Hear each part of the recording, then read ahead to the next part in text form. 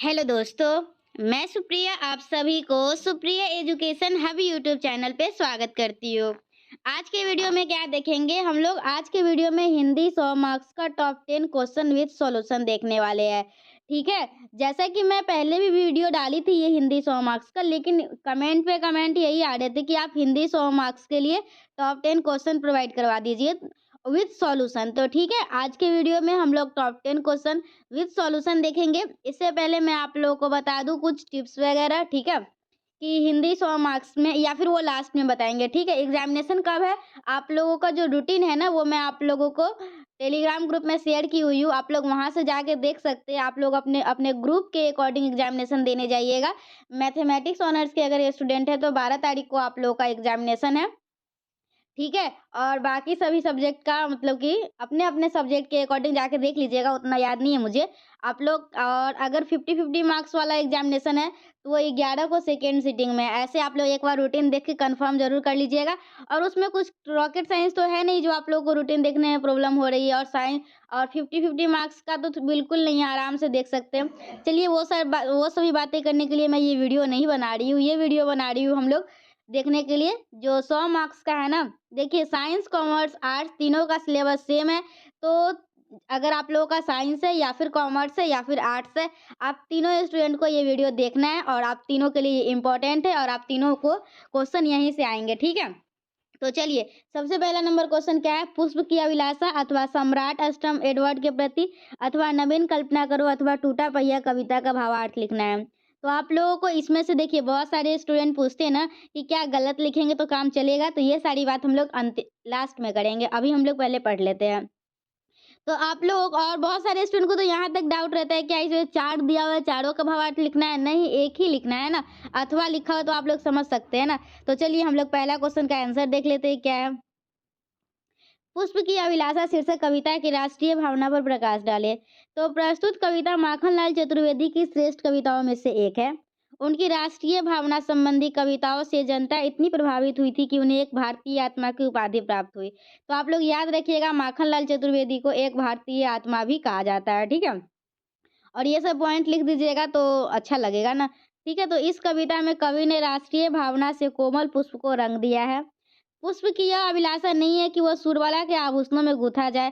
देखिए, बेसिकली इसमें क्या होता है, मैं थोड़ा-सा आप लोगों को कहानी बता देती हूँ। पुष्प की अभिलाषा है ना, तो एक आदमी है जो कि बगीचे में जाता है फूल तोड़ने के लिए, और वो फूल से पूछता है, "क्या तुम क्या चाहते हो?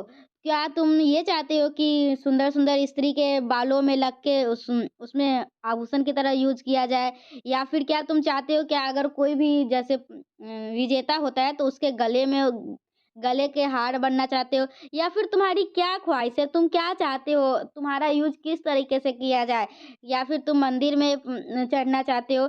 इस तरह से फूल से वो बात करता है। तो फूल बताता है, देखो मेरा ये सब इच्छा नहीं है, मेरी तो इच्छा बस इतना ही है। तो बस यही क्या वो पूछता है, क्या बताता है, तो बस यही हम लोग इस कहानी में पढ़ेंगे। और अगर आप लोग के एग्ज़ामिनेशन में कुछ याद नहीं रहेगा, तो आप लोग एक मान लीजिएगा कि आप लोग जो करते हैं ना गार्डनर, गार्डन में जो रहते हैं माली, हाँ, आप लोग अपने आप को माली समझ लीजिएगा, और एक फूल से बात करते हुए मतलब कि वो दोनों अपने दोनों का वार्तालाप लिख दीजिएगा, ठीक है? चलिए अब पढ़ लेते हैं, और उसके बाद अगर पढ़ लेंगे तो थोड़ा-सा और हम लोगों को आइडिया हो जाएगा, तो लिखने में और मदद मिलेगी, ठीक है? तो इस कवि तो हम लोग कहाँ थे? हाँ, पुष्प की यह अभिलाषा नहीं है कि वह सूरबाला के आभूषणों में गूँथा जाए, ठीक है? मतलब कि जो सुंदर-सुंदर स्त्री होती है, उनका जो आभूषण में मला का मतलब कि फूल का यूज़ करके जो आभूषण बनाया जाता है, उसके बारे में बात किया जा रहा है। उसे कोमलता और सौंदर्य का साहचर्य नहीं चाहिए।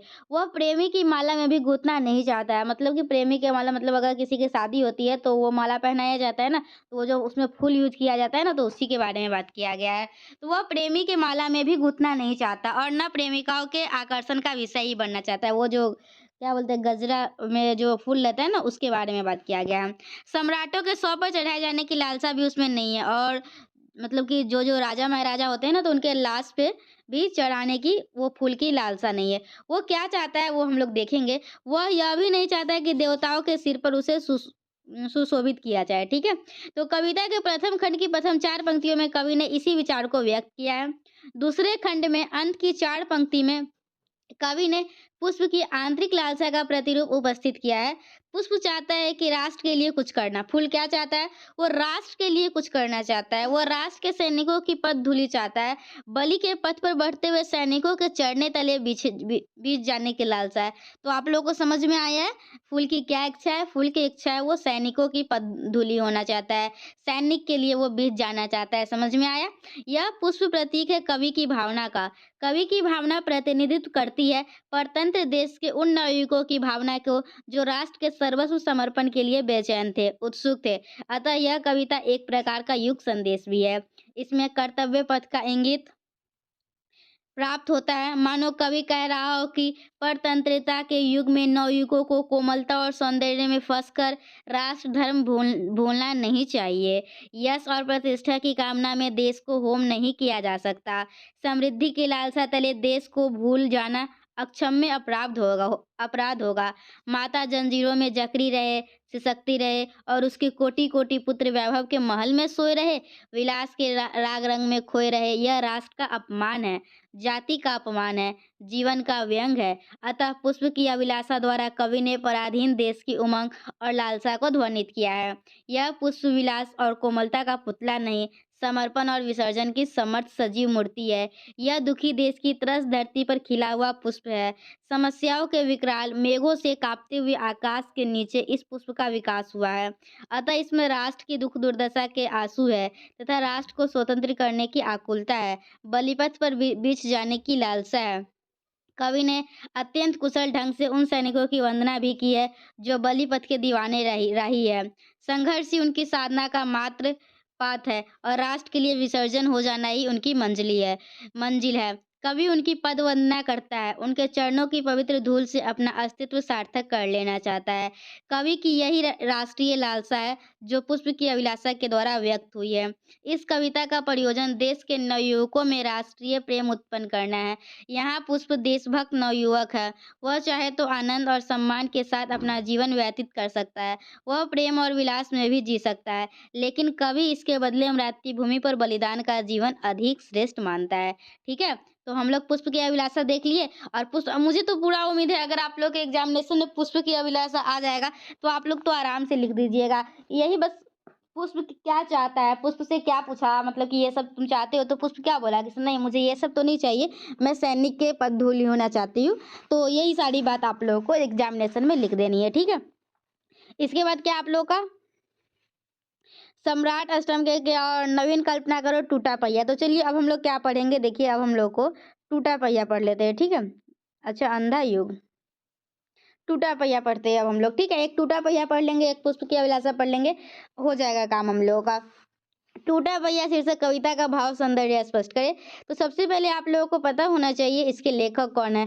मैं एक वीडियो बनाई थी जिसमें जितने भी है ना आप लोगों को पढ़ना है, जितना भी सिलेबस पूरा का लेखक उसमें बता दी हुई है। तो आप लोग क्या कीजिए, आप लोग उसमें से पूरा का लेखक याद कर लीजिएगा। मैं डिस्क्रिप्शन में लिंक दे दूंगी अगर याद रहा तो, नहीं तो आप लोग हिंदी 100 मार्क्स लेखक बाय सुप्रिया एजुकेशन हब भी सर्च कीजिएगा। देखिए आप लोगों को कुछ भी चाहिए ना तो पहले वो टाइप कर दीजिए और साथ में सुप्रिया एजुकेशन हब लगा दीजिए, आप लोगों को वो वीडियो मिल जाएंगे और आप लोग आसानी से देख सकते हैं। ठीक है? तो सभी का लेखक का नाम याद रहना चाहिए। अगर आप लोगों को कोई ऐसा टॉपिक आ जाता है जो आप लोग नहीं पढ़े हुए, तो आप लोग बस उसके लेखक का नाम भी पता रहेगा ना, तो फर्स्ट लाइन में उसका लेखक का नाम लिखेंगे और फिर कुछ कुछ कहानी बना देंगे। ठीक है?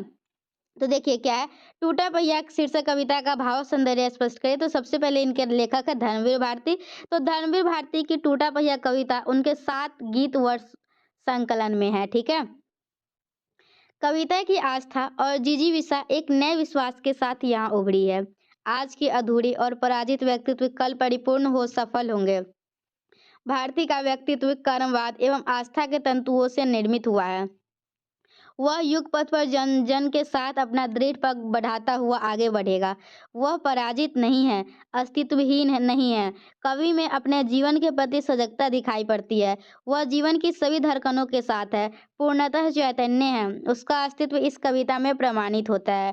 टूटा पहिया आज की उपेक्षित लघु मानव का प्रतीक है जो निरर्थक समझा जाता है, लेकिन नया कवि उसकी संभावना को पहचानता है और उसकी भावनाओं का मूल्यांकन करता है। आज के इस वैज्ञानिक युग में कोई भी वस्तु छोटी नहीं, उपेक्षित नहीं है। उसकी उपादेयता से हम पग-पग पर कायल रहते हैं। श्याम सुंदर घोष के शब्दों में टूटा पहिया तो समष्टि जीवन से टूटे हुए कवि जीवन का प्रतीक है, जो सामान्य जीवन गति से दूर जा रहा है। कवि अपनी लघुता में भी महान है। वह रथ के पहिया की तरह टूटकर भी अपनी अंतिम सांस तक अपने अस्तित्व की, अपनी सार्थकता की सिद्धि हेतु संकल्पबद्ध है। उसका अहम अपराजय है। वह कहीं से भी टूटना झुकना नहीं चाहता। दुरूह चक्रव्यूह में अक्षौहिणी सेनाओं के बीच पड़कर भी वह अभिमन्यु की तरह दुस्साहसी बन सकता है। रथ का यह टूटा पहिया ब्रह्मास्त्रों से लोहा ले सकता है। कवि अपने युग के यथार्थ एवं परिवेश के प्रति जागरूक है। उसकी लघुता के भीतर शक्ति, साहस एवं अजेय अहम का विस्तार है। 7 गीत वर्ष में कवि की यथार्थवादी संचेतना विकसित हुई है। आज आम आदमी की जिंदगी भयावह अंधेरे से भर गई है। मनहूसियत और निराशा के बीच आज आदमी भटक सा रहा है। टूटा पहिया शीर्षक कविता का स्वर यथार्थवादी तो है ही, आज के जीवन की सच्चाइयों का सूचक भी है। वह अपने लघु अस्तित्व में भी व्यापक आधुनिक प्रवेश का साक्षी है। ठीक है, तो अब हम लोग क्या पढ़ेंगे, अब हम लोग का नेक्स्ट देख लीजिए। देखिए, पहला में हम लोग पुष्प की अभिलाषा पढ़ लिए और टूटा पहिया पढ़ लिए। ठीक है, अब हम लोग सेकेंड में क्या पढ़ेंगे, कवियों की उर्मिला विषय उदासीनता। ठीक है, तो अब हम लोग पढ़ लेते हैं। और एक आप लोगों का मधुआ जो है ना, आप लोग के में ही पढ़ना था। हाँ, हिंदी 100 मार्क्स में ही है, तो वो उसका वीडियो मैं बनाई थी, तो आप लोग वहाँ से ही पढ़ लीजिएगा। और देखिए, हिंदी 100 मार्क्स के मैं बहुत सारे टॉपिक का वीडियो भी बनाई हुई हूँ, तो आप लोग वहाँ से अपने सिलेबस के अकॉर्डिंग भी पढ़ाई कर सकते हैं। हम लोग इस वीडियो में सिर्फ टॉप 10 क्वेश्चन विद सॉल्यूशन देख रहे हैं। ठीक है, और देखिए ये साइंस को देखिए, इसका हिंदी 100 मार्क्स का बहुत सारा एग्जामिनेशन होगा। ठीक है, जैसे आर्ट्स के मतलब कि ग्रुप वाइज होगा ना, तो कितने सारे ग्रुप है, सारे ग्रुप का अलग अलग होगा, तो सभी में क्वेश्चन है ना, कोई जरूरी नहीं है कि इसे ये पुष्प की अभिलाषा कोई एक ग्रुप में आएगा। ठीक है, सारे के सारे ग्रुप में आए ये जरूरी नहीं है। ठीक है, यही बता रही थी। चलिए देखिए, अब हम लोग का क्या है, और इसमें से कोई भी टॉपिक किसी में भी आ सकता है ना, मतलब कि सिलेबस तो सभी का सेम ही है ना। चलिए देखिए, दूसरा क्वेश्चन है, क्या कवियों की उर्मिला विषयक उदासीनता, तो ये भी बहुत ही अच्छा है। इसे बेसिकली बताया क्या गया था, तो अगर आप लोग रामायण देखे होंगे ना, तो फिर आप लोगों को ये क्वेश्चन का आंसर बहुत ही ईजी लगेगा। ठीक है, बेसिकली हुआ क्या था, मैं थोड़ा सा आप लोगों को बता देती हूँ। आप लोग जानते होंगे उर्मिला कौन है, तो उर्मिला जो है ना, वो लक्ष्मण जी है ना, उनकी पत्नी है। ठीक है, तो इसमें बेसिकली होता है क्या है, देखिए राम जी के बारे में, सीता जी के बारे में, सभी के बारे में रामायण में बहुत मतलब कि बहुत अच्छे से बताया गया है। लेकिन जो दुख होता है ना उनकी लक्ष्मण जी की पत्नी उर्मिला को, उनके बारे में अच्छे तरीके से नहीं बताया गया है। लेकिन उनको भी उतना ही दुख होता है जितना बाकियों को होता है, और उनको ज़्यादा होता है। तो हम लोग इसमें यही पढ़ेंगे। चलिए, अब हम लोग इसमें जो लिखा हुआ है ना उसको पढ़ेंगे और फिर और अच्छे तरीके से समझेंगे। ठीक है, तो सबसे पहले प्रस्तुत निबंध द्विवेदी जी की आलोचना शक्ति तथा निबंध लेखन कला की गंभीरता का द्योतक है। यह द्विवेदी जी के श्रेष्ठ निबंधों में से एक है। प्रस्तुत निबंध विचारात्मक होते हुए भी भावनात्मक शैली में लिखा गया है। इसमें लेखक ने भारतीय साहित्य के एक अत्यंत महत्वपूर्ण विषय पर बड़ी सहानुभूतिपूर्वक विचार कर अपने मार्मिक भावोद्गार को स्पष्ट किया है। उर्मिला के चरित्र चित्रण की जो उपेक्षा आदि कवि वाल्मीकि तथा गोस्वामी जी ने की है, द्विवेदी जी ने उसके प्रति अपने भावोद्गार व्यक्त किए हैं। ठीक है, आचार्य महावीर प्रसाद द्विवेदी ने प्रस्तुत निबंध कवियों की उर्मिला विषयक उदासीनता में काव्य की उपेक्षिता पर हमारा ध्यान आकर्षित किया है। कवि स्वभाव से ही निरंकुश होते हैं। कहा भी गया है, निरंकुशा कव्य। हिमालय के समान बड़ी वस्तु भी उनकी दृष्टि से ओझल ले जाती है। दूसरी ओर दूसरी ओर राय का पर्वत करने में भी वे दक्ष होते हैं। महर्षि वाल्मीकि, जिन्होंने क्रौची के दुख से अभिभूत होकर महाकाव्य की रचना कर डाली। ठीक है, महर्षि वाल्मीकि जिन्होंने क्रौची के दुख से अभिभूत होकर महाकाव्य की रचना कर डाली, वे भी अपने ग्रंथ में लक्ष्मण पत्नी उर्मिला पर एक पंक्ति नहीं लिख सके। ठीक है, तो लक्ष्मण जी की पत्नी जो उर्मिला है उनके बारे में वो अपने ग्रंथ में नहीं लिखे है। ठीक है, गोस्वामी तुलसीदास ने भी अपने रामचरितमानस में उर्मिला की ओर संकेत नहीं किया है। और जो ये तुलसीदास जी है ना, वो भी अपने जो ग्रंथ है उनका रामचरितमानस, उसमें भी वो उर्मिला के बारे में जिक्र नहीं किए हैं। इस प्रकार साधारण कवियों ने ही नहीं बल्कि वाल्मीकि एवं तुलसी जैसे महान कवियों ने भी सती साध्वी उर्मिला की उपेक्षा की है। वाल्मीकि रामायण में केवल एक बार जनकपुर में लक्ष्मण के विवाह के समय सीता, मांडवी और श्रुति कृति के साथ उर्मिला के दर्शन होते हैं। रामायण की रचना में महर्षि वाल्मीकि ने रामचंद्र तथा सीता के चरित्र विकास के सर्वोपरि प्रधानता दी है। मांडवी और श्रुति कीर्ति आदि गौण पात्रा है और उनके चरित्र चित्रण की आवश्यकता भी नहीं है। ठीक है, मानवीय और श्रुति कीर्ति कोई मतलब कि इनके चरित्र की आवश्यकता नहीं है, किंतु बाल वियोग ने सर्व सुख वंचिता देवी उर्मिला का चरित्र मांडवी एवं कहाँ पे थे हम लोग सॉरी, किंतु बाल वियोग ने सर्व सुख वंचिता देवी उर्मिला का चरित्र मांडवी तथा श्रुति कीर्ति के चरित्र से बिल्कुल भिन्न है।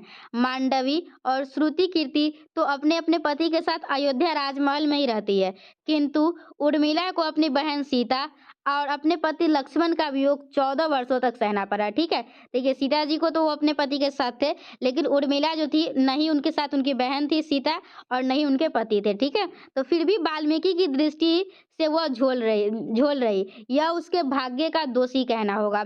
उर्मिला का चरित्र अत्यंत ही उज्जवल तथा ज्ञेय है। आवेगपूर्ण यौवन के अनुरागमय और सावेश प्रेम पर वह जितना नियंत्रण करती है, वह मानवीय त्याग का कदाचित सर्वोच्च उदाहरण है। फिर भी आदि कवि वाल्मीकि का ध्यान उसके चरित्र की ओर नहीं गया। रामायण में कई स्थल है जहाँ वाल्मीकि उर्मिला के चरित्र पर प्रकाश डाल सकते थे, उसके कोमल हृदय की मनोगत भावनाओं की अभिव्यंजना कर सकते थे।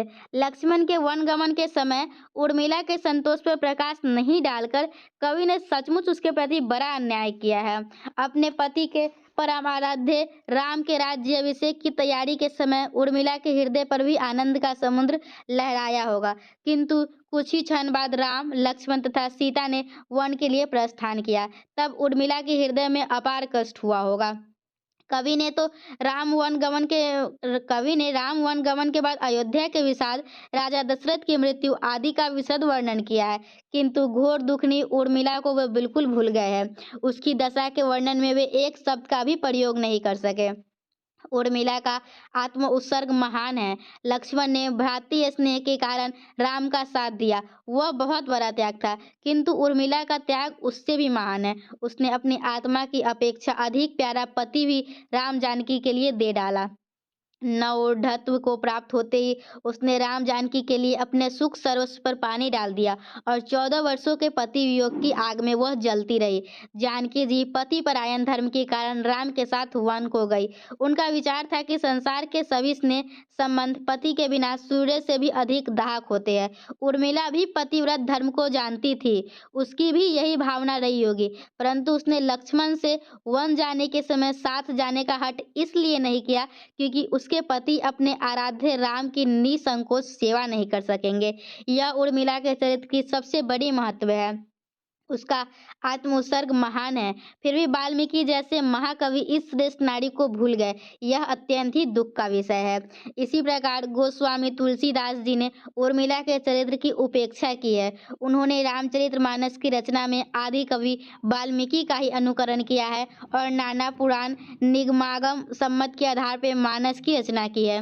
वे भी उर्मिला को जनकपुर से साकेत पहुंचाकर बिल्कुल भूल गए, यहाँ तक कि राम वन गमन के समय जहां वे उर्मिला की करुणावस्था का प्रदर्शन कर सकते थे, लक्ष्मण को माता से मिलाकर झट राम के पास भेज देते हैं।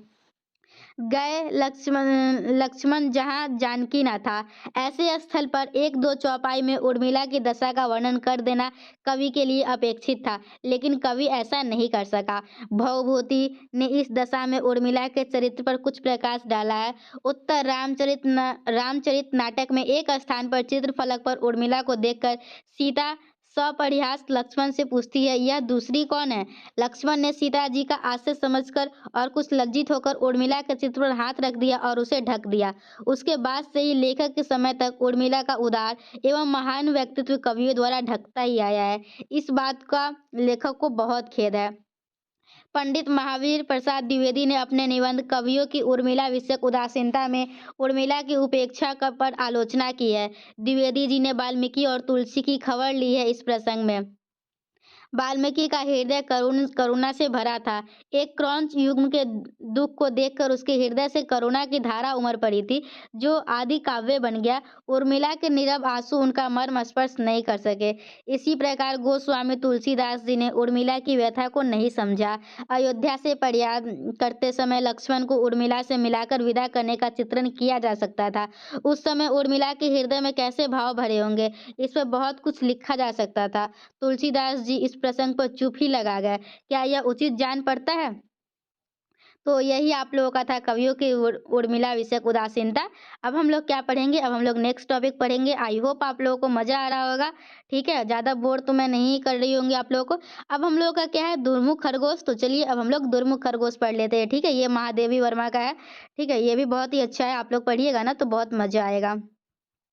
बस देखिए कल आप लोगों का एग्ज़ाम है, अगर मैथमेटिक्स ऑनर्स मतलब साइंस, मतलब आप लोग अपनी रूटीन में अकॉर्डिंग देख लीजिएगा। ऐसे कल से हिंदी 100 मार्क्स का एग्ज़ामिनेशन स्टार्ट है और 15 तारीख तक चलेगी। तो आप लोग वीडियो को देखिए अच्छे तरीके से, पूरा फुल वॉच कीजिए और एग्ज़ामिनेशन देने जाइए, ठीक है? और क्या कह सकती हूँ मैं, और तो कुछ नहीं बोलना मुझे। चलिए अब दुर्मुख खरगोश पढ़ लेते हैं। तो चलिए थोड़ा-सा पढ़ लेते हैं। देखिए दुर्मुख खरगोश जो है, इसके लेखक कौन है? तो इसके लेखक आप लोगों के हैं महादेवी वर्मा, ठीक है? दुर्मुख खरगोश शीर्षक निबंध के लेखक कौन है? श्रीमती महादेवी वर्मा को कवयित्री के रूप में बहुत ही प्रसिद्धि मिली है। वे छायावाद युग की प्रतिनिधि कवयित्री है। इन्होंने अधिकतर गीतों की रचना की है। इनकी कविता में मधुर वेदना की अनुभूति मिलती है। गद्य लेखन में भी महादेवी जी का स्थान ऊंचा है। स्मृति की रेखाएं, अतीत के चलचित्र इसकी संस्मरणात्मक गद्य रचना के संग्रह है। प्रस्तुत निबंध की लेखिका महादेवी वर्मा है। छायावादी चतुष्ट कवियों में अपनी रहस्यवादी भावनाओं के लिए प्रख्यात कवयित्री महादेवी वर्मा एक सफल गद्य लेखिका भी है। प्रस्तुत निबंध में लेखिका ने एक खरगोश के गुण, स्वभाव एवं साहस का अत्यंत ही सफल चित्रण किया है। लेखिका के पास एक कोमल प्रांस खरगोश था। लेखिका ने उसका नामकरण कर रखा था दुर्वासा। किसी सजातीय विजातीय जीव से मेल न रखने के कारण माली ने उस खरगोश का नामकरण लड़ाकू रखा था, ठीक है? वो जो खरगोश था ना, उसका नाम क्या रखा था? लड़ाकू रखा था। देखिए ये भी बहुत ही अच्छा है, थोड़ा सा ध्यान से पढ़ते, बहुत मजा आने वाला है। लेखिका के पास एक कोमल प्राण खरगोश था। लेखिका ने उसका नामकरण कर रखा था दुर्वासा, ठीक है? किसी सजातीय विजातीय जीव से मेल न रखने के कारण माली ने उस खरगोश का नाम लड़ाकू रखा था। लेखिका की शिष्या उसे कटखने स्वभाव के कारण दुर्मुख कहती थी, ठीक है? तो देखिए उसका जो है ना खरगोश था, उसका सभी लोग अपना अलग अलग नाम रखे थे। लेखिका उसको दुर्वासा कहते थे, ठीक है? माली उसको लड़ाकू बोलते थे और उनकी जो लेखिका की जो शिष्या थी वो उसको दुर्मुख बोलती थी। इस दुर्मुख शब्द से लेखिका को स्वयं कष्ट है। उसकी यह रुष्टता का कारण यह है कि दुर्मुख शब्द के स्मरण से उसे मर्यादा पुरुषोत्तम राम के गुप्तचर दुर्मुख का स्मरण मर्यादा पुरुषोत्तम राम के गुप्तचर दुर्मुख का स्मरण हो आता है, जिसके कारण राम अपने सीता जैसे साध्वी पति का परित्याग कर देते हैं। धोबी द्वारा सीता संबंधी अपवाद की चर्चा और सीता का निर्वासन गुप्तचर दुर्मुख के कारण ही हुआ था। लेखिका को राम के गुप्तचर दुर्मुख के दुष्टाचार के प्रति दुख है। पैने दांतों के दुरुपयोग में पटु खरगोश का दुर्मुख नाम रखना लेखिका को खटकता नहीं है, लेकिन दुर्वासा नाम का ऐसा धृष्टापूर्ण प्रयोग करने के लिए लेखिका उनकी भयंकर स्मृति से सदैव क्षमा याचना करती है। वे महर्षि नाम के दुरुपयोग से क्रोधित हो रहे हैं, यह जानना लेखिका के लिए संभव नहीं है। उस शशक दुर्वासा की प्राप्ति लेखिका के लिए दुर्योग ही मानी जाएगी। लेखिका के पड़ोस के एक सज्जन दंपति ने खरगोश पाल रखा था। वह खरगोश का जोड़ा आंगन की मिट्टी के भीतर सुरंग बनाकर रह रहा था। एक रात गृहिणी द्वारा सुरंग का मुंह नहीं मूंदने के कारण बिल्ली ने खरगोश का जोड़ा छत विछत कर दिया, किंतु किसी तरह शशक शिशु बच गया। लेखिका के माली ने बिना सोचे समझे उसे लेकर घर में रख दिया। खरगोश स्तनपायी जीव होता है, अतः उस शशक शिशु को रुई की बत्ती से दूध पिलाकर उसका पालन पोषण किया गया। उसके बैठने के लिए एक मचिया पर रुई की गद्दी बिछा दी गई। वह प्रायः लेखिका के साथ ही रहता था। जानवरों में खरगोश अत्यंत ही निरीह जीव है। दांत होने पर भी वह किसी को काटता नहीं, पंजे होने पर भी वह किसी पर आक्रमण नहीं करता। भयभीत रहना उसकी प्रवृत्ति है, किंतु नौपाली शशक लेखिका की धारणाओं के सर्वथा विपरीत था। दूध भात देर से मिलने पर वह पंजों से कटोरी उलट देता, देने वाले के हाथ पर अपने पौने एवं छोटे दांत गरा देता और पूरे कमरे में उछल कूद करने लगता। उसके भय से लेखिका के कमरे में कोई भी छोटा मोटा जीव जंतु नहीं रह पाता। इस तरह खरगोश की उपस्थिति के कारण लेखिका का कमरा छिपकली एवं अन्य कीट पतंगों से निरापद बन गया। लेखिका द्वारा पालित शशक अन्य शशकों की तरह ही प्रियदर्शी था, लेकिन उसमें कुछ विशेषता थी। उसका शरीर बड़े बड़े सघन चमकीले बालों से आच्छादित था। पूंछ छोटी और सुंदर थी, पंजे साफ थे, कान विलायती खरगोशों के कान की तरह था। उसके कान की यह विशेषता थी कि उसका एक कान काला और एक सफेद था। सामान्यतः सफेद खरगोशों की आंखें लाल किंतु काले या चितकबरों की काली होती है, परंतु लेखिका के खरगोश की दोनों आंखें इस नियम के प्रतिकूल थी। ऐसा प्रतीत होता है कि दोनों भिन्न खरगोशों का आधा-आधा शरीर जोड़कर एक बना दिया गया हो। आँखों में एक ओर नीलम और दूसरी ओर चमकीला मनका जोड़ दिया गया हो। स्वजाति की सतर्कता और आंतरिक मुद्रा का उसमें सर्वथा अभाव है।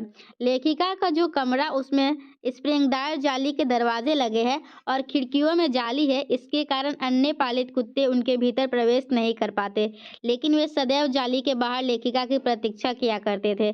खरगोश न तो भागता था और न छिपने का प्रयत्न ही करता था। वह जाली के निकट आकर बाहर खड़े पशुओं एवं जीव-जंतुओं को क्रोधित मुद्रा में घूरता रहता था। बिल्ली यदि जाली के निकट आकर बैठ जाती तो वह क्रोधित हो उठता।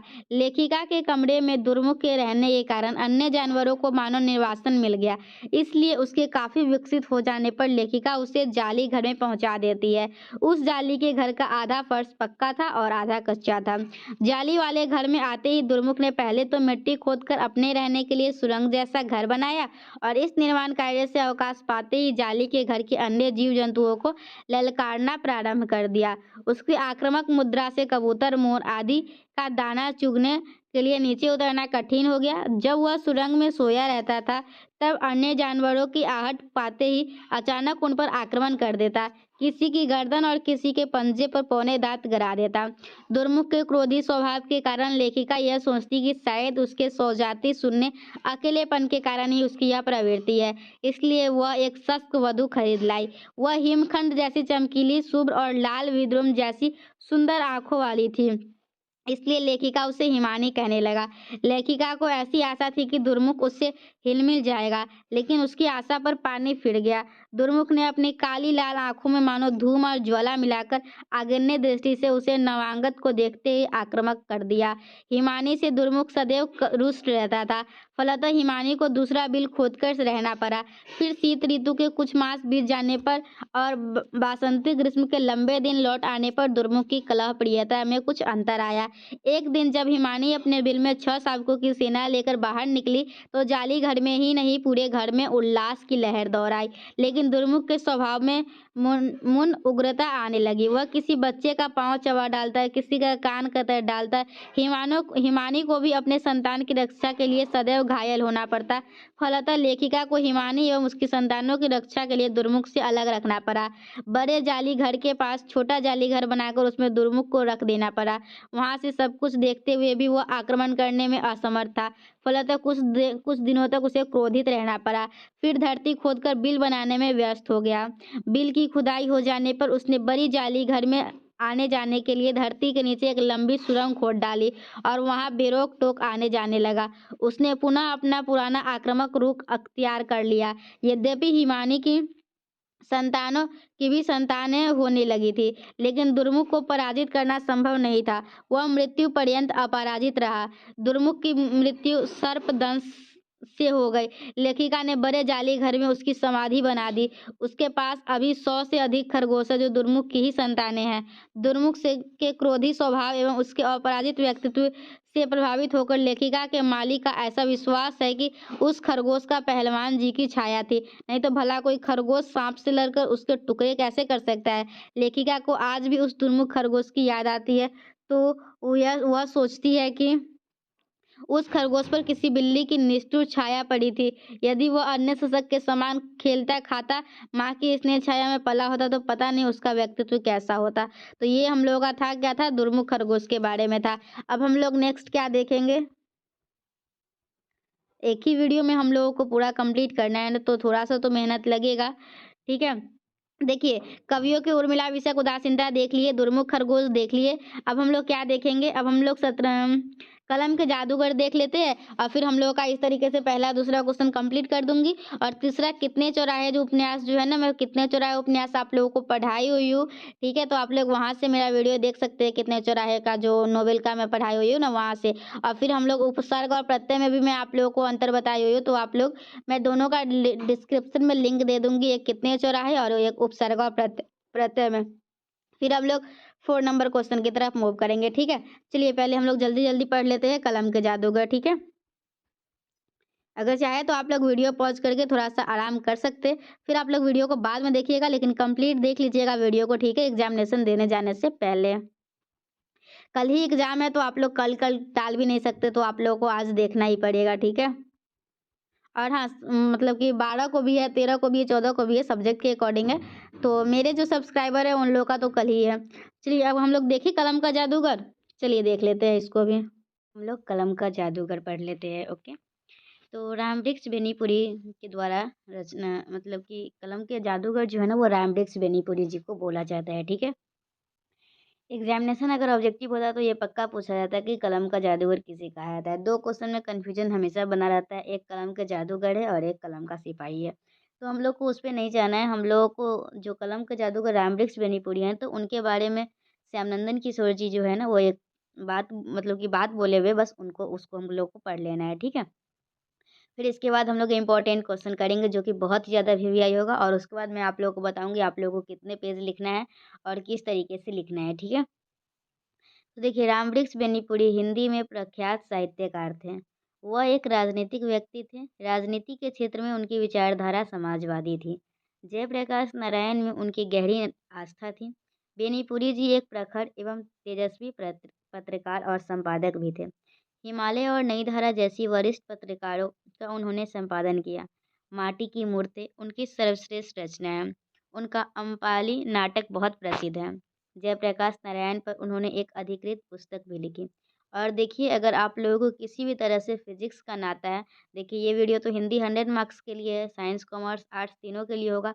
तो अगर साइंस के स्टूडेंट कोई भी देख रहे होंगे, उनका फिजिक्स ऑनर्स या फिर फिजिक्स सब्सिडरी हो, कुछ भी फिजिक्स से रिलेटेड हो, तो आप लोगों को मेरे अबाउट सेक्शन में एक चैनल मिलेगा मैथ मैजिक, आप लोगों को जाके उसको सब्सक्राइब करके बेल आइकन को प्रेस कर लेना है, क्योंकि मैं उस चैनल पे आप लोगों को क्या क्या प्रोवाइड करवाऊंगी, फिजिक्स ऑनर्स, फिजिक्स सब्सिडरी जितने भी पार्ट के हैं, पार्ट 1, पार्ट 2, पार्ट 3, सभी का क्वेश्चन बैंक का सॉल्यूशन उस चैनल पे मैं आप लोगों के लिए प्रोवाइड करवाऊंगी। तो आप लोग उसको सब्सक्राइब करके बेल आइकन को प्रेस कर लीजिएगा। और पार्ट 3 के बहुत सारे वीडियो अपलोड भी हो चुके हैं, तो जाके अगर पार्ट 3 के स्टूडेंट अगर कोई होंगे तो देख भी सकते हैं।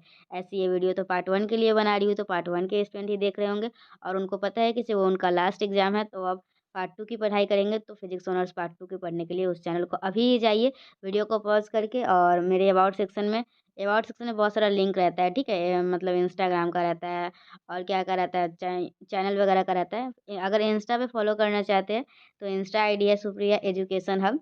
Supriya education hub Insta ID है, वहाँ भी फॉलो कर सकते हैं, और उसमें बहुत सारा लिंक दिया रहता है टेलीग्राम वगैरह का। उसमें मैथ मैजिक करके एक लिंक होगा, आप लोग उसको सब्सक्राइब कर दीजिएगा, ठीक है? और सब्सक्राइब करने से भी ज़्यादा ज़रूरी है बेल आइकन को प्रेस करना।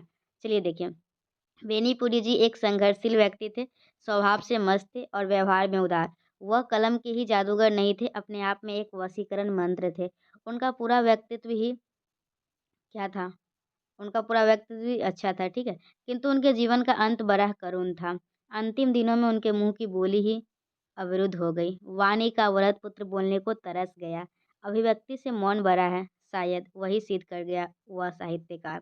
डॉक्टर श्यामनंदन किशोर ने प्रस्तुत निबंध में कलम के जादूगर बेनीपुरी जी का बड़ा ही अतरंग परिचय कराया है।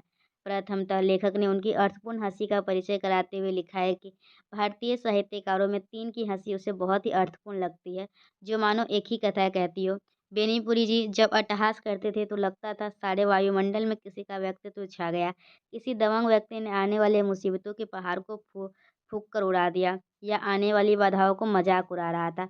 डॉक्टर हजारी प्रसाद की एक हंसी डॉक्टर हजारी प्रसाद की हंसी एक औलिया की हंसी थी, चांदनी की स्निग्ध मादकता से परिपूर्ण। महादेवी वर्मा की हंसी रुदन से अधिक संक्रामक होती थी। अगाध वेदना उनकी हंसी में स्पष्ट हो जाती थी। बेनीपुरी जी से उस लेखक की पहली बार भेंट सुहृद संग्रह के यशस्वी प्रधानमंत्री श्री नीतीश्वर बाबू के घर पर हुई। उस समय बेनीपुरी जी जेल से छुटकर अपना सध लिखित नाटक अम्पाली लेकर मुजफ्फरपुर आए थे। वाह! एक गोष्ठी बुलाई गई थी जिसमें बेनीपुरी जी अपने नाटक का पाठ करने वाले थे। उस समय लेखक छात्र था।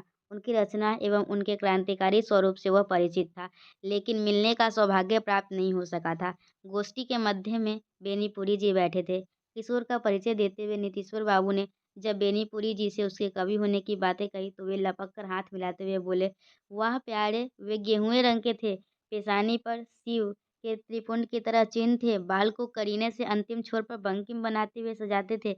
वे किसी क्षण स्थिर नहीं रहते थे, या तो किसी बात पर सिर हिलाते, हाथ झटकते या हंसी उछालते या फिर बोलते रहते। गद्य पाठ में उनकी शैली अनूठी है, लगता है कि कविता का पाठ हो रहा है। जब वे पहला अंक समाप्त कर चुके तो अचानक पान की गिलोरियां मुंह में डालते हुए उन्होंने कहा कि भाई बीच में एक आध कविता हो जाए। बाद में लेखक की जब पहली कविता पुस्तक शेफालिका छपी तो बेनीपुरी जी ने उसकी भूमिका में उसकी कविता पाठ का बड़ा ही उदार वर्णन किया। राम वृक्ष बेनीपुरी का जन्म मुजफ्फरपुर जिला के बेनीपुर गांव में अत्यंत ही साधारण परिवार में हुआ था।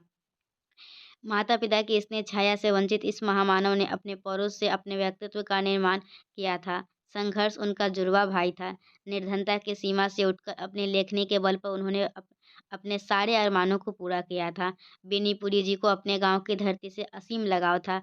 घर बनाने की आवश्यक सामग्रियों के लिए कई बार उन्हें मुजफ्फरपुर का चक्कर लगाना पड़ता था। बहुत सारी परेशानियों का सामना करना पड़ता था।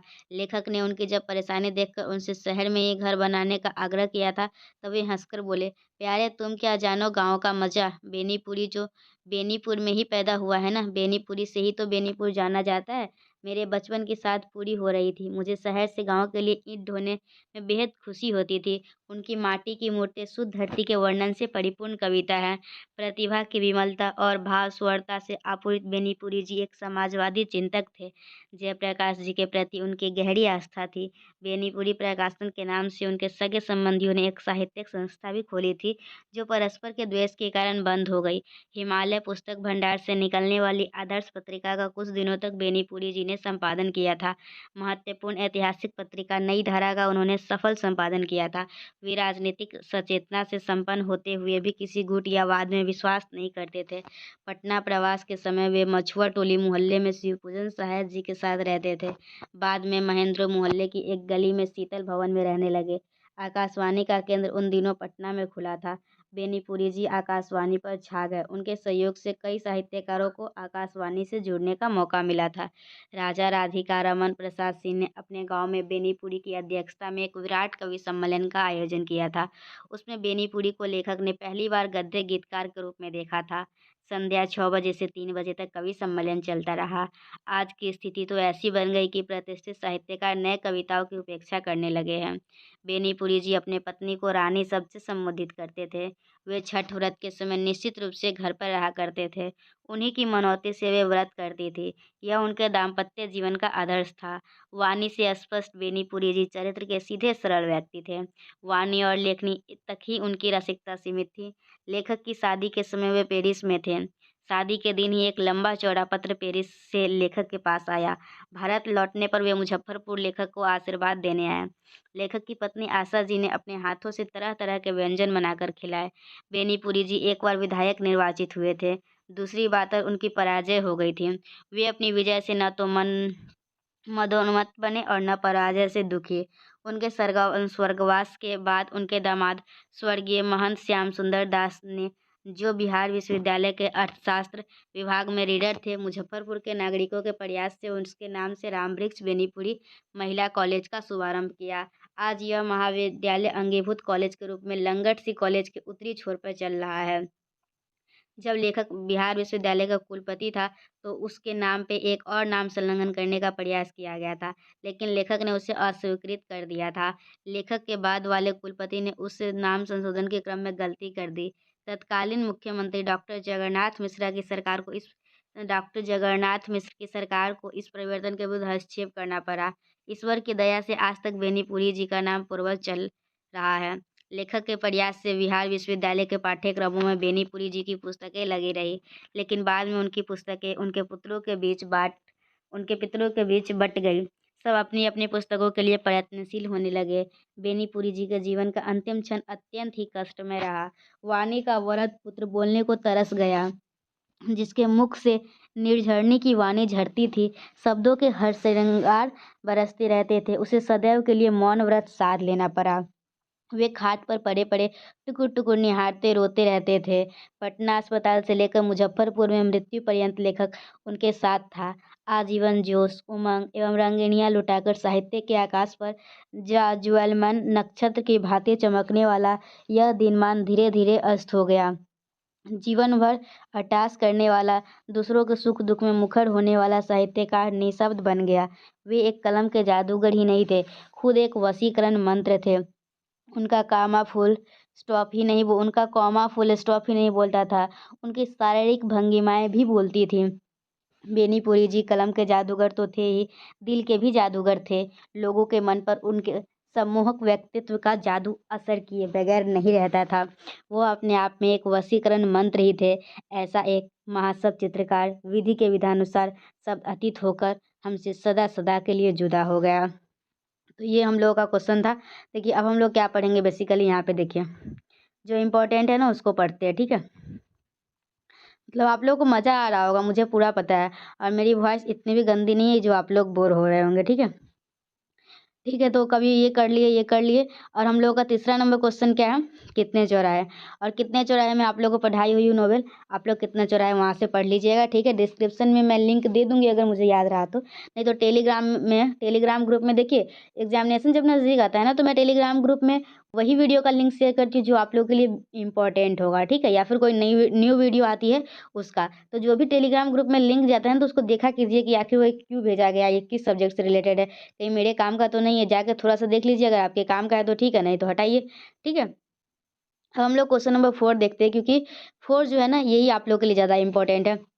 3 तो मैं करवा दी हुई हूँ। अच्छा, उपसर्ग और प्रत्यय में अंतर स्पष्ट करना है। और मैं पिछली बार तो पढ़ाई थी तो आप लोगों को गेस्ट पेपर के पीडीएफ से पढ़ दी थी, तो आप लोगों को उतना मज़ा नहीं आया होगा और मज़ा मुझे भी नहीं आया था। तो आज मैं आप लोगों के लिए बुक का पीडीएफ लेके आई हूँ और पूरे बुक से हम लोग कितने चौराहे पढ़ने वाले हैं, बहुत ही मज़ा करेंगे और हम लोग पूरा कहानी समझ जाएँगे और दुनिया का कोई भी क्वेश्चन कितने चौराहे से पूछे, हम लोग आराम से 4-5 पेज तो भर ही देंगे, ठीक है। और आप लोग भी कोशिश कीजिएगा कितने चौराहे का अगर क्वेश्चन आए तो 4-5 पेज भर देने का, ठीक है। तो चले करें स्टार्ट। तो एक बार वीडियो को लाइक कर दीजिए, चैनल पे न्यू है तो चैनल को सब्सक्राइब करके बेल आइकन को प्रेस कर लीजिए, क्योंकि इस पर इंटरेस्टिंग वीडियो आप लोग के लिए आते ही रहते हैं कुछ ना कुछ। चलिए तो हम लोग स्टार्ट करते हैं। सबसे पहले इस कहानी का स्टार्ट होता है। उन्होंने कहा, आगे मत बढ़ो, लौट जाओ। तुमने कहा, झंडा फहराकर ही लौटूंगा। उन्होंने कहा, गोली मार दूंगा। तुमने छाती तान दी। झंडा तुमने लहराया, उन्होंने गोली दाग दी। ये अनुदा के द्वारा कथन है और कहानी का स्टार्ट अब होता है। चलिए, अगहन का महीना है, सुबह का समय, खलिहान में धान की दवनी हो रही है। जाड़े की रात बड़ी होती है, इसलिए सभी प्राणी सूरज उगने के 2 घड़ी पहले ही जग जाते हैं। अलाव के पास शकरकंद पकाने के लिए बच्चे आ रहे हैं एक-एक करके। देखिए, अगहन का महीना है और सुबह में है और उस समय धान की दवनी हो रही है और जाड़े ऐसे ही, ये तो हिंदी है, समझाने वाला कुछ बात है नहीं। बस आप लोग मज़ा से कहानी सुनिए ताकि आप लोग आराम से लिख सकें, ठीक है। तो चलिए, ऐसे कहानी के लास्ट में मैं थोड़ा-सा समरी बता दूँगी, अभी पहले कहानी सुनते हैं। जाड़े की रात बड़ी होती है, इसलिए सभी प्राणी सूरज उगने के 2 घड़ी पहले ही जग जाते हैं। अलाव के पास शकरकंद पकाने के लिए बच्चे आ रहे हैं। शकरकंद जिसको आप लोग अलवा भी जानते होंगे बहुत सारे जगह पे। एक-एक करके चारों ओर कुहासा छाया हुआ है। लोग कुछ बोलते हैं तो मुँह से भाप निकलती है, मानो हर आदमी बीड़ी या हुक्का पी रहा हो, ठीक है। चलिए, मनमोहन को अपने पिता की याद आई। उसके पिता ने बार-बार कहा है, शहर जाकर शहरी लड़का मत बन जाना, बीड़ी सिगरेट मत पीना। मनमोहन को इस बार अपनी प्राइमरी की परीक्षा में छात्रवृत्ति मिली है, स्कॉलरशिप। आज वह अपने पिता के साथ अररिया कोट हाई स्कूल जाएगा नाम लिखाने। मनमोहन मन ही मन सोचने लगा, शहर जाकर शहरी मत बन जाना, तो फिर शहर के स्कूल में भेजते ही क्यों है। फूफी और फूफा ने कितना कहा कि सिमर बनी स्कूल, यानी उसके गांव के स्कूल का जिला भर में नाम है। बाबूजी ने हंसकर उड़ा दिया, स्कूल का नाम जिला भर में हो जाए मगर रहेगा हमेशा गवई स्कूल ही। मनमोहन ने भी एक बार दबी जुबान से कहा था कि वह सिमर बन्नी स्कूल में भी पढ़ेगा। इस बात पर मनमोहन के काका ने झिझक कर कहा, कोसी के किनारे वाले गांव में जाकर बनेला सुअर बनेगा, बनेला घैला शहरी गवई। मनमोहन अपने बिछावन पर बैठा हुआ सोच रहा था, शहर के स्कूल की कल्पना कर रहा था। रह रहकर एक डर समा जाता है इसके मन में। मोहरिल मामा की चेतावनी उसको याद आती है, अंग्रेजी में सवाल का जवाब दे सकोगे तो वहाँ तुमसे भी छोटे बच्चे अंग्रेजी में तुमसे नाम धाम पूछेंगे।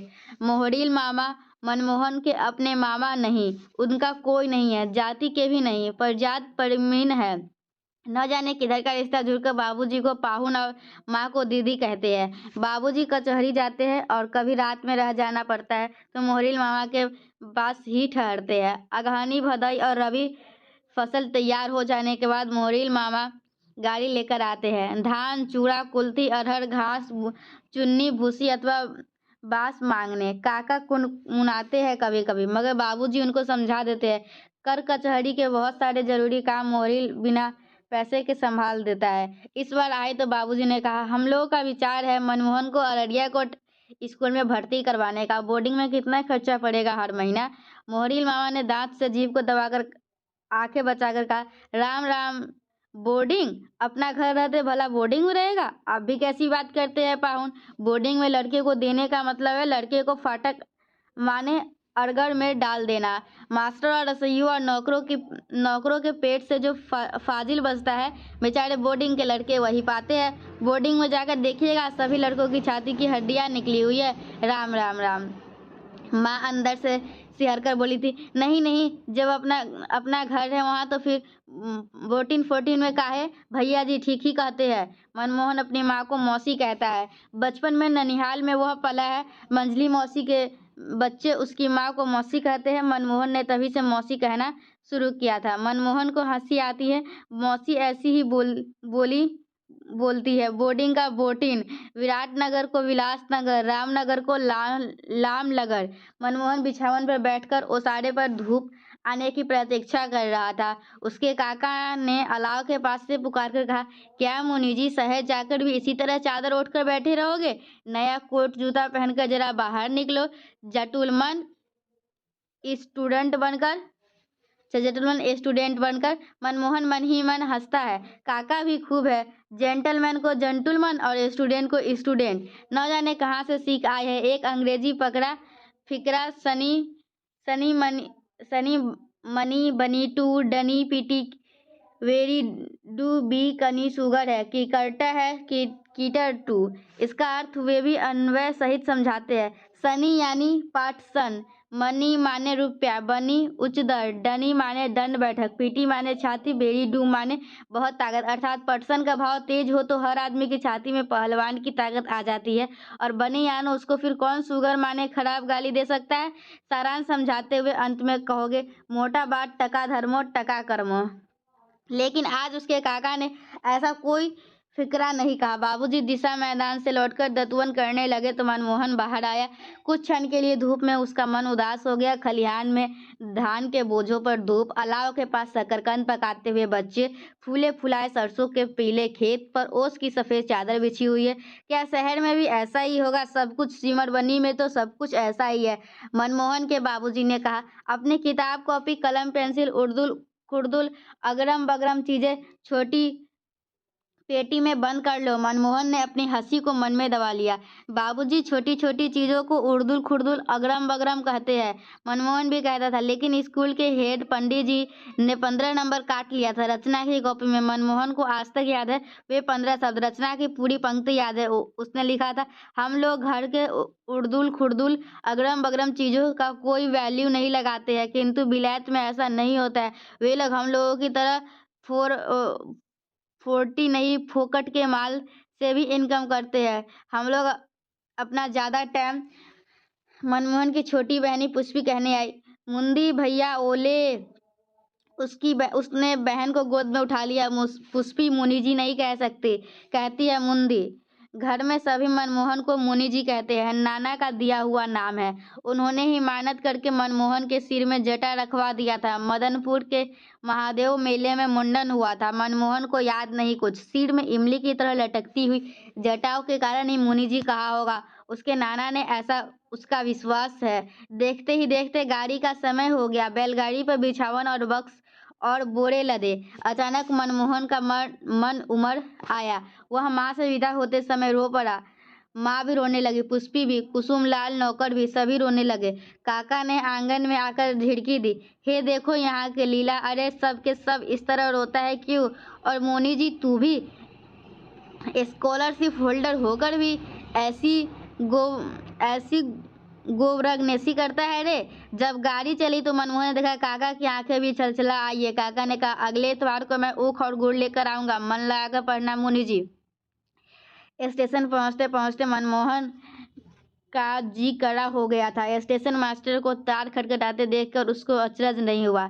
इसी बार परीक्षा में पूछा गया था, टेलीग्राफ का आविष्कार किसने किया? टेलीग्राफ ही क्यों, हवाई और इंजन जहाज के आविष्कर्ता के नाम भी बता सकता है वो। गाड़ी आई। मनमोहन के बाबूजी ने कहा, नया जूता है, संभल कर पैर रखना, पावदान पर फिसल मत जाना। बाबूजी ने खुद चढ़ते हुए हाथ पकड़कर उसे भी रेल के डिब्बे में चढ़ाना चाहा, किंतु मनमोहन खुद हैंडल पकड़कर पावदान पर चढ़ गया। गार्ड की सीटी सुनकर मनमोहन ने प्लेटफॉर्म की ओर झांक कर देखा। सफेद टॉप और सफेद कोट पतलून और सफेद जूता पहने गार्ड साहब, हाथ में हरी झंडी हिलती हुई। गाड़ी सीटें देकर खुली, फिर छक छक करती हुई भागी। मोहन ने दाहिने ओर खिड़की से देखा, खेत मैदान, पेड़ पौधे, गांव घर सब भाग रहे थे पीछे की ओर। वह वहां रहा, अपने गांव की तार का पेड़। एक सवारी, टमटम होगा बापूजी, पोपो टन टडरंग, ए भैया बच के। अररिया कोटे स्टेशन पर पहुंचकर टमटम और बग्गी वाले की चीख पुकार और छीना झपटी सुनकर मनमोहन थोड़ा डरा जरूर, लेकिन उसको अपने काका की चेतावनी याद आई, तू तो अब स्कॉलरशिप होल्डर है, डर किस बात का? कोई कुछ पूछे तो अंग्रेजी में ही जवाब देना, नहीं समझे तो उर्दू में, माने काहे कुओं में बतियाना, माने कचराही बोली बोलना, गाँव की बोली में जवाब मत देना, नहीं तो कहेगा कि देहाती भूत है। मनमोहन ने पहली बार ट्रेन की सवारी की है, पहली बार घोड़ा गाड़ी पर चढ़ा है और पहली बार अररिया कोर्ट जा रहा है, किंतु उसे लगता है कि वह बहुत आ चुका है।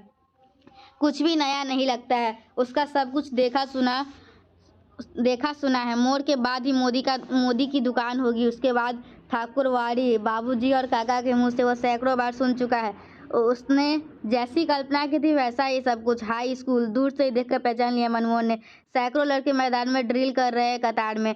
मनमोहन के रोंगटे पर एक फुरहरी सी लगती है, उसका कलेजा जोर जोर से धड़कने लगा और चेहरे पर एक तमतमाहट दौड़ गई। स्कूल की सीढ़ी पर पहली बार पैर रखते समय उसको बाबूजी की चेतावनी याद आई, फिसल मत पड़ना। हेड मास्टर साहब को देखकर मनमोहन डर गया। ऐसा आदमी उसने पहले कभी नहीं देखा। गोरा चेहरा, गोल मटोल, भरा पूरा सिर पर गिने चुने केस, दाढ़ी मूछ सफा चट मुड़ाए हुए, किंतु सभी सफेद। उन्होंने जब आंख उठाकर देखा तो चश्मे का, और चलते समय मनमोहन के बाबूजी ने कहा, तुम पढ़ने जाओ, मैं कचहरी का काम करके 3 बजे आऊँगा, घबराना मत। टेंगर के पीछे पीछे चलते हुए मनमोहन ने हर क्लास की तख्ती की ओर देखा। 11th 10th 9th 8th। आइए जनाब आलू, खाइए सब तालू। सारा क्लास हंस पड़ा और अचरज की बात, मनमोहन भी अप्रतिभ होने के बदले हंस पड़ा। मास्टर साहब ने लड़कों को डांट कर चुप कराते हुए मनमोहन से पूछा, क्या नाम है आपका? सर मनमोहन राय। सर मनमोहन। इसी पर फिर हंसी छूटी। लड़कों को शांत करने के बाद मास्टर साहब ने कहा, जाइए सर मनमोहन साहब, आप उस बेंच पर बैठ जाइए। मास्टर साहब ने अब गंभीर होकर सब कुछ पूछा। यह सुनकर कि मनमोहन स्कॉलरशिप लेके आया है, बोले, जनाब आते हैं सभी म्यूर का डैना लगाकर, मगर यहाँ आकर सभी कौवे साबित होते हैं। ठीक है, सुनिए, हिस्ट्री का क्लास है और नूरजहाँ के बारे में पढ़ाई हो रही थी। हाँ, तो मैं कह रहा था, 2-3 लड़कों ने एक साथ कहा, सर नूरजहाँ के बारे में, मगर क्या? एक लड़के का ना, सर आपने इस नए लड़के से यह तो नहीं पूछा कि यह फुटबॉल? मास्टर साहब ने फिर मुंह और आंख को पहले की तरह गोल करते हुए कहा, अरे हाँ, आ यह तो पूछना भूल ही गया। हाँ जी, क्या नाम कहा? मनमोहन मुरली वाले। इस पर सारा क्लास फिर ठठाकर हंस पड़ा। मनमोहन को अब बुरा लगने लगा, उसकी आंखें छलछला आई, चेहरा लाल हो गया। उसने कहा, सर मैं फुटबॉल खेलना नहीं जानता।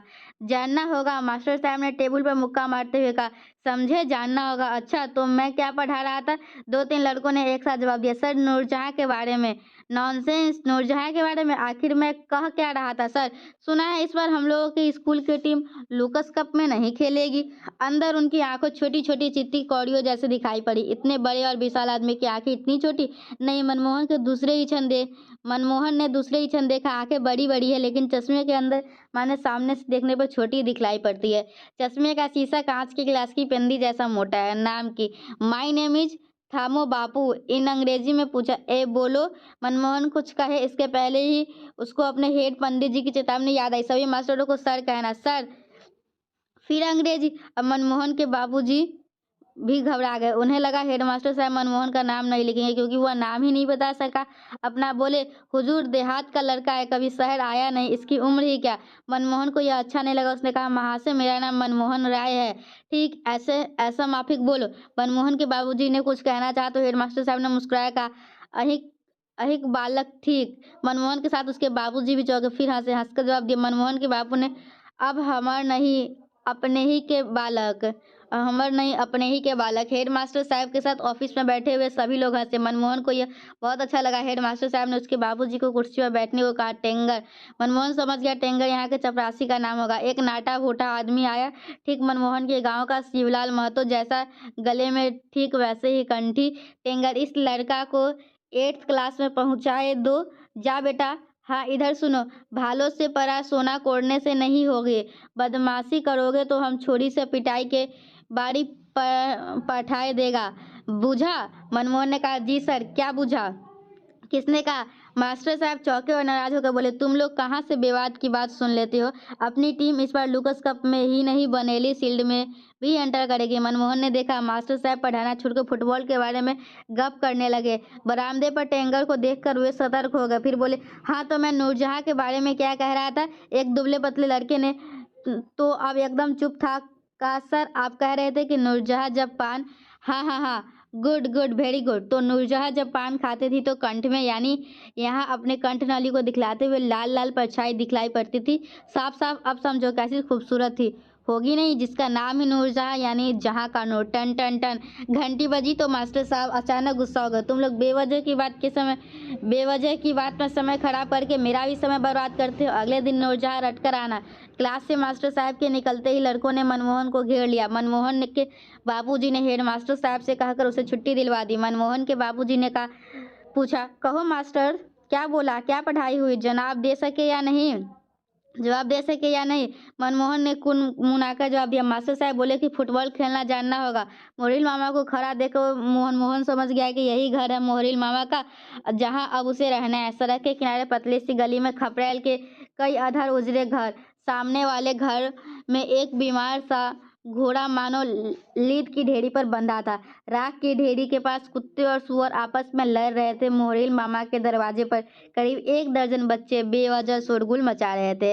मनमोहन को अच्छा नहीं लगा। मोहरिल मामा ने बच्चों को डांटते हुए एक भद्दी गाली दी। फिर मेहमान यानी मनमोहन के बाबूजी की अवभगत करने लगे। आइए पाहुन हो गया नाम लिखना। घूस ऊस तो नहीं लिया। मनमोहन के बाबूजी ने कहा, हेडमास्टर साहब बहुत अच्छे आदमी है।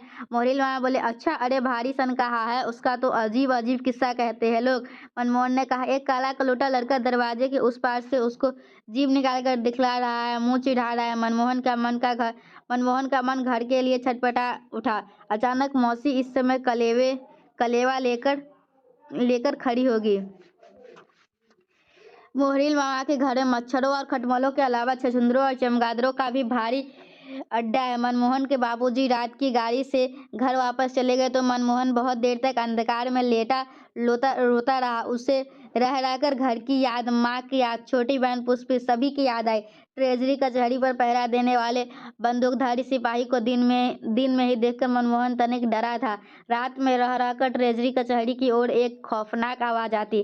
शहर के चौकीदारों को कर्कश और डरावनी बोली, चमगादड़ों के झटपटाहट, छछूंदरों की कचर पचर और हजारों मच्छर से के हजारों सुइयां गड़ने वाले गीत। सामने घर में बंधा हुआ बीमार घोड़ा नाक झाड़ता फडरर।